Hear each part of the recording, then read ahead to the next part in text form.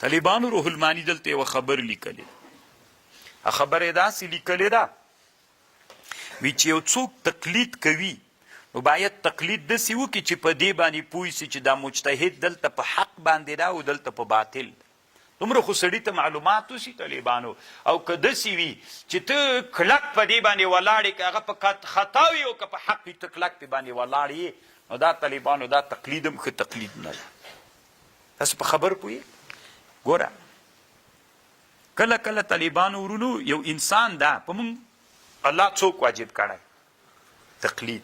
خو طالبانو موږ او تاسې چې ټول عمر په علم کې تیر کو که نه ټول عمر په علم کې تیر کو نو طالبانو بیا هم د امیانو په مرتبه باندې یو که لږ راپورته کیږو زه هم ډېر به راپورته کیږو.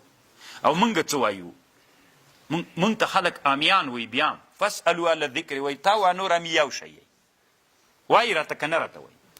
نو طالبانو ورونو موږ چې تقلید کوو باید په دې باندې پوه سو چې دا مجتهد دلته په حقه ده که په حقه نه ده. طالبان دومره باید موږ پوه سو. نو اوس ګوري طالبانو ورونو تاسې به په دین الله مو علما که په راتلونکي دنیا کې به وروسته زمانه کې به داسې حالات ووینئ یا به دنیا کې داسې علما ووینئ چې هغه ښه عالم د الله ډېر علم ورکړی. طالبانو داسې کوي مثلا کله په دې تقلید کوي کله د دې مجتهد تقلید کوي بیا وایي چې دا مجتهد په دې مسله کې حق ده په بله کې دا حق ده په بله کې دا حق ده په بله کې دا ته چې فکر وکړې تا ته دا سړی څوک ښکارېږي ته وایي دا غیر مقلد ده او دی مقلد ده که غیر مقلد مقلد ده. خو دلته اوس مثلا دا مجتهد یوه خبر کوي دا مجتهد بله خبر کوي. دغه عالم داسې فکر کوي چې دا مجتهد دما په فکر باندې حق نه ده دا حق. نو چې دا سو طالبانو دی به په ده باندې اخذ کوي دا مجتهد به بیا پرېښود. نو چې روح المانی وایي طالبانو تا ته به دومره معلومات کیږي چې دا په حق به نو زه اوس مقلد شوم که مجتهد مقلد شوم. نو چې مقلد سوم د ده مخکې مې یا بل وارې مې د ده منلې وه دا وارې مې د ده ومنله بل وارې د ده منمه زه له چا نه نه یم وته. نن په دنیا کې داسې علما ډېر شته طالبانو ورونو خصوصا په معاصره نړۍ کې چې هغه تقلید کوي طالبانو خو تعین نه کوي. کله د یو مجتهد تقلید کوي کله د بل کله د بل کله د بل. دا څومره مسله سوله چې روح المانی کې راغله طالبانو امام ابو حنیفه به دلته خپل کار کوي ما ته حق دا ښکارېږي. څومره مسله شوه د ایمان د زیادت و نقصان یوه مسله شوه د اس بله مسله شوه. دا خبرې ته بیا فکر وي طالبانو ورونو. قد مکر الذین من قبلهم قد مکر الذین چل جوړ کړي وغه کسانو من قبلهم فأتى الله بنيانهم من القواعد. قد مکر الذین چل جوړ کړي وغه کسانو چې مخکې له دوی نه وو خیانت کړي وو. فأتى الله بنيانهم من القواعد ونیولې الله بنیان د دوی له بناوي د دوی من القواعد له بېخ نه راغی الله د دوی بنا ته له بېخ نه یعنې له بېخ یې راونړوله.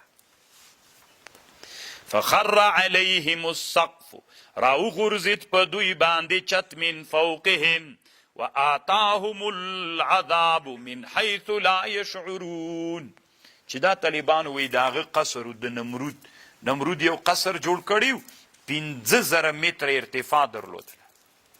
الله باد پرې راوست ویې نړاو.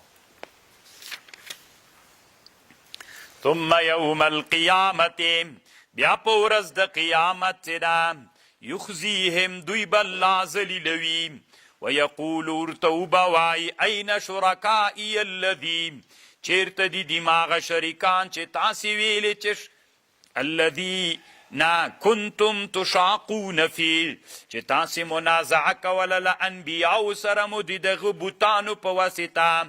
قال الذین اوتوا العلم وبوایا کسان چې علم ورکړل سوی ان الخزي اليوم والسوء على الكافرين ذلت و عذاب نن ورځ په کافرانو ده. الذين هغه کافران تتوفاهم الملائکة چې دوی مړه کړل ملایکو ظالمي انفسهم ظلم کوونکي دي په خپل نفسونو.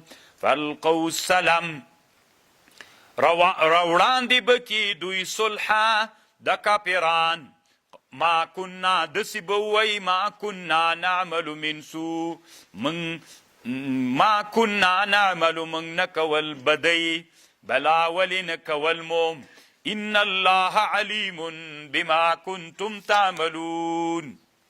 صلح به غاړه به کیږي سیالته وګوري چې دلته خو بوتان کار نه ورکوي نو الله ته به د صلح وړاندیز را وړاندې کړي نرمې خبرې به کوي. فادخلوا ابواب جهنم ننوزی دروازو د جهنم ته خالدین فیها فلبئس مثوى المتکبرین بد جای د متکبرینو جهنم دا.